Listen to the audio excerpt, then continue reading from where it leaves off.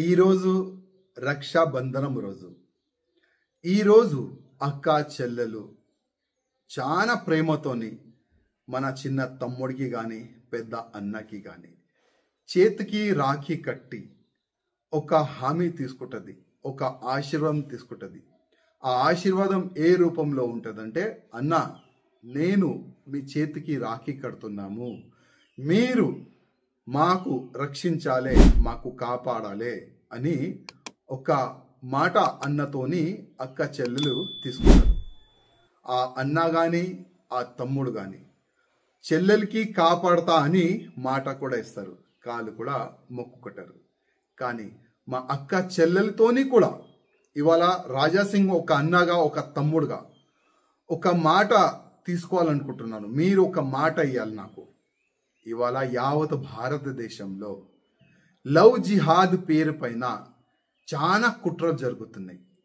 ప్రత్యేకంగా మన హిందూ అమ్మాయిలకి టార్గెట్ చేసి ఈ లవ్ జిహాద్ యోలు కన్వర్ట్ చేస్తున్నారు. చాలా అంటే చాలా ఘోరంగా మన హిందూ అమ్మాయిలకి చంపుతున్నారు. మొత్తం ముక్కలు ముక్కలు చేసి ఫ్రిడ్జ్లో ప్యాక్ చేస్తున్నారు.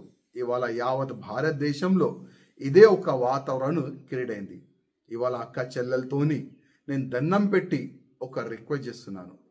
మీరు హిందూగా పుట్టినారు, హిందూగానే మేము మరిస్తాము, హిందూగానే మేము సస్తాం. ఆ మాట ప్రతి ఒక్క అన్న తమ్ముళ్ళకి మీరు ఇవ్వాలని నేను రాజాసింగ్ మా అక్క చెల్లెలకి కోరుతున్నాను.